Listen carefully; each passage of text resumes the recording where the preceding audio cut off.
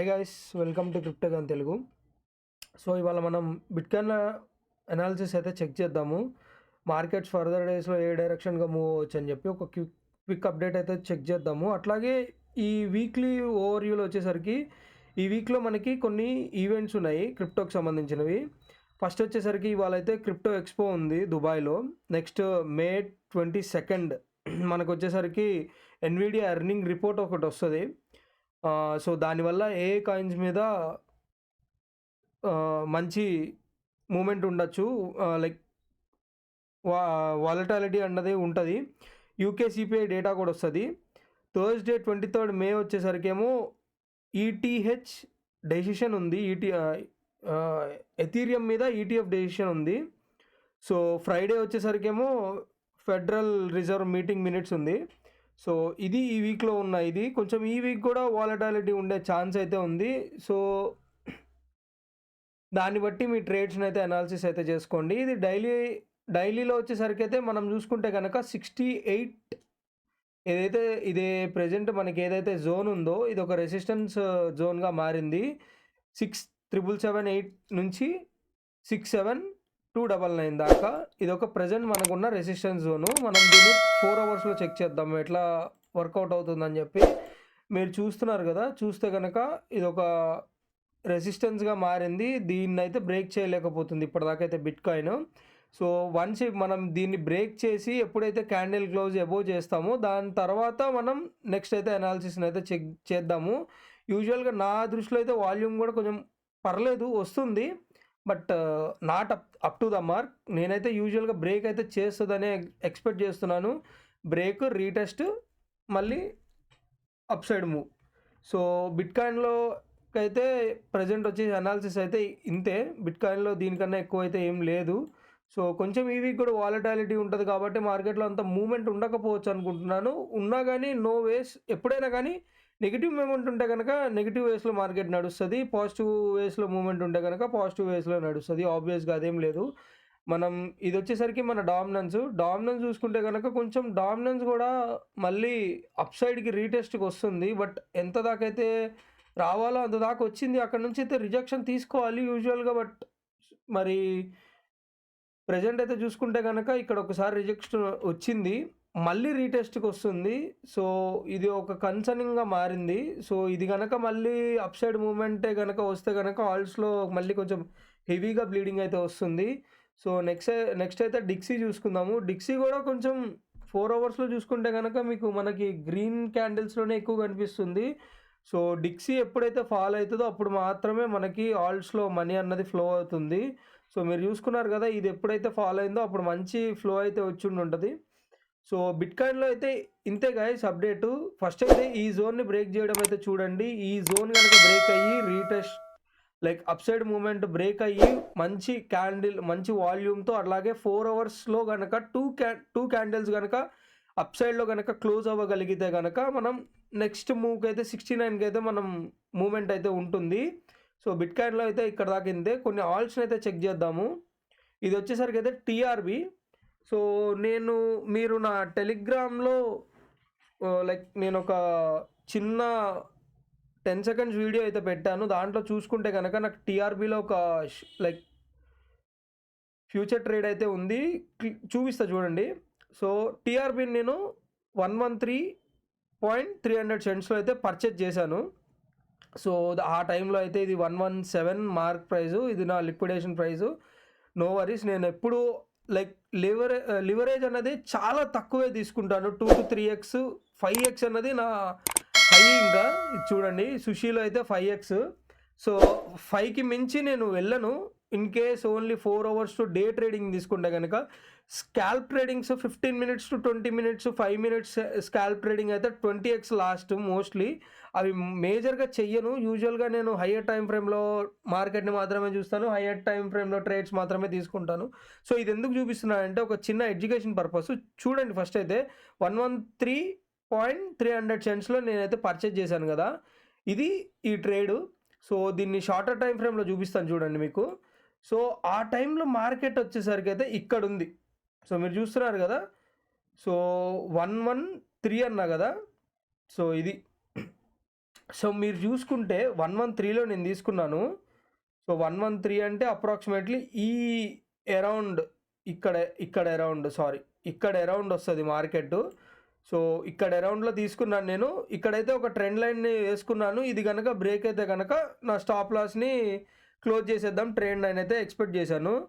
But మీకు ఇక్కడ ఒక సినారియో చూడండి, నేను అప్పటికి క్లోజ్ చేయలేదు. ఎందుకంటే నాకు ఎందుకో ఉంది సరే ఇది కూడా 102ని కూడా బ్రేక్ చేసి కిందకి వెళ్తే అప్పుడు ఈ ట్రేడ్ని అయితే క్లోజ్ చేద్దాము. ఒక $100 to $150 అయితే లాస్ వస్తుంది, నో వరీస్. నేను దాని తర్వాత స్ట్రాటజీని మళ్ళీ బిల్డ్ చేద్దాం అనుకున్నాను. బట్ ఇక్కడ ఎప్పుడైతే బ్రేక్ అయిందో ఫస్ట్ 4 అవర్స్ లైక్ నేను ఎప్పుడైనా కానీ మినిమం 4 అవర్స్ క్యాండిల్స్ని అయితే చెక్ చేస్తాను. సో మీకు 2 అవర్స్లో మాత్రమే క్యాండిల్స్ అన్నది కిందకి దిగాయి. So 1 candle, second candle upwards మూమెంట్కి వెళ్ళిపోయింది. సో ఇది వచ్చేసరికి 1 అవర్ క్యాండిల్లో చెక్ చేయండి మార్కెట్. సో 1 అవర్ క్యాండిల్లో చూస్తే ఒక క్యాండిల్ డౌన్వర్డ్స్ మొమెంటంకి వచ్చింది. ఇది కూడా కిందకే బ్లీడ్ చేయడానికి ట్రై చేసింది, ఇది 104 దాకా. సో ఇది మీకు జస్ట్ ఏంటంటే ట్రేడ్స్ తీసుకోవాలంటే ఎంత పేషెన్స్ లెవెల్ ఉండాలో చెప్తున్నాను జస్ట్ అంతే. ఇది నా పేషెన్స్ లెవెల్, ఓకే. ఇది నన్ను పేషెన్స్గా టెస్ట్ చేసి దాని తర్వాత మార్కెట్ బూమ్ చూస్తున్నారు కదా, అర్థమవుతుంది కదా ఎక్కడి దాకా వచ్చింది మార్కెట్. 124, ఎక్కడి నుంచి 104, ఓకే. నేను నా బయింగ్ అప్రాక్సిమేట్లీ ఇక్కడ ఉందనుకోండి, ఓకే. నేను ఈ ఫాల్ని మొత్తం యావరేజ్ చేసుకుంటూ ఉన్నా, ఓకే. అర్థమవుతుంది కదా, యావరేజ్ చేసుకుంటే నాకు వచ్చిన బయింగ్ వచ్చేసరికి 110లో వచ్చింది. అంటే ఈ జోన్లో నా బయింగ్ ఉంది కరెక్ట్గా. సో యావరేజ్ చేసుకుంటూ వస్తే నేను ఇక్కడ ఇంకా అయిపోయింది. 102 కనుక బ్రేక్ చేస్తే 4 అవర్స్ క్యాండిల్లో కనుక బ్రేక్ చేస్తే స్టాప్ లాస్ని అయితే హిట్ చేద్దాము. ఇది లాస్ట్ 100 అన్నది నా స్టాప్ లాస్ అని చెప్పి స్టాప్ లాస్ పెట్టుకున్నాను. బట్ నా పేషెన్స్ని టెస్ట్ చేసి ఎంత మంచి ప్రాఫిట్ ఇచ్చిందో చెక్ చేయండి. అప్రాక్సిమేట్లీ నేను దీంట్లో $300 అయితే బుక్ చేశాను. అర్థమవుతుంది కదా నేనేం చెప్తున్నాను. 125. సో దాని తర్వాత మళ్ళీ వెయిట్ చేశాను క్యాండిల్స్ క్లోజ్ కోసం. నేను అప్రాక్సిమేట్లీ ఇక్కడ 127లో క్లోజ్ చేశాను. ఇన్ కేస్ ఇది కనుక బ్రేక్ చేసి దీని మీద క్యాండిల్ క్లోజ్ అయితే కనుక ఇంకా ఉందాం అనుకుంటున్నాను. బట్ ఇంకా నా ట్రేడ్ అయితే ఉంది. సో నేను మళ్ళీ 115లో పర్చేజ్ చేసుకొని పెట్టుకున్నాను. ఇన్ కేస్ మార్కెట్ మళ్ళీ డౌన్వర్డ్స్ మూమెంట్ వస్తే కనుక యావరేజ్ చేసుకుంటాను. ఇది ట్రేడ్ చేసే ఒక చిన్న పద్ధతి. సో నేను దీని గురించి మాత్రమే చెప్తున్నాను, లాంగ్ అయిపోతుంది వీడియో, ఓకే గాయస్. దీని గురించి అయితే ఇంతే. సో ఇది టీఆర్బీ. ఏమన్నా ట్రేడ్ తీసుకుందాం అనుకుంటే కనుక దీని టార్గెట్ అయితే 170 దాకా ఉంటుంది. నెక్స్ట్ టార్గెట్ ప్రజెంట్ అయితే 113లో అయితే ట్రేడింగ్ అవుతుంది. సో నెక్స్ట్ వచ్చేసరికి సోలానా. ఇది నేను షేర్ చేసినప్పుడు అయితే 138లో ఉంది. ప్రజెంట్ హై వచ్చేసరికి అయితే 178. నా టార్గెట్ వచ్చేసరికి 200. నేను 200 దాకా దీన్ని అయితే హోల్డ్ చేస్తున్నాను. నెక్స్ట్ వచ్చేసరికి సుషి కూడా అంతే. ప్రజెంట్ వచ్చేసరికి అప్రాక్సిమేట్లీ $1లో అయితే ట్రేడ్ అవుతుంది. దీని మూమెంటం వచ్చేసరికి అయితే ఎప్పుడైతే 1.17 అయితే క్రాస్ చేసి క్యాండిల్ని క్లోజ్ చేస్తుందో అప్పుడు నేను $2 దాకా దీన్ని అయితే ఎక్స్పెక్ట్ చేస్తున్నాను. సో నెక్స్ట్ వచ్చేసరికి ఓపీ ఆప్టిమిజం ప్రోటోకాల్. నేను ఇక్కడ లాంగ్ చేశాను 2.4లో. సో దీని టార్గెట్ వచ్చేసరికి అయితే $4, ఓకే. నెక్స్ట్ వచ్చేసరికి పైత్లో నేను 0.37 cents అప్రాక్సిమేట్లీ అక్కడ ఒక ట్రేడ్ని అయితే తీసుకున్నాను. ప్రజెంట్ అయితే మంచి బూమ్లో నడుస్తుంది. 0.45275 centsలో అయితే ఉంది. అప్రాక్సిమేట్లీ నాకు 20% అయితే ప్రాఫిట్ ఇచ్చింది. దీన్ని నేను అప్రాక్సిమేట్లీ 0.8 దాకా అయితే హోల్డ్ చేస్తున్నాను, ఓకే. నెక్స్ట్ ఎవోలో ప్రజెంట్ మంచి బ్లీడింగ్ అయితే ఉంది. బట్ ఈ క్యాండిల్ కనుక ఇంకొక 9 అవర్స్లో ఈ క్యాండిల్ కనుక ఇట్లానే క్లోజ్ అయితే it's a very bullish thing. మీరు స్పాట్లో కూడా బై చేయొచ్చు ఎవో మనకి ఆల్మోస్ట్ $4 దాకా ట్రేడింగ్ అయ్యి వచ్చినది. 0.8 centsలో ఉంది. ఎందుకు అన్నది తెలీదు. కంపెనీ తరఫు నుంచి కొంచెం బ్యాడ్ మూమెంట్స్ అయితే ఉంది. బట్ ఫండమెంటల్గా అయితే చాలా బాగుంది.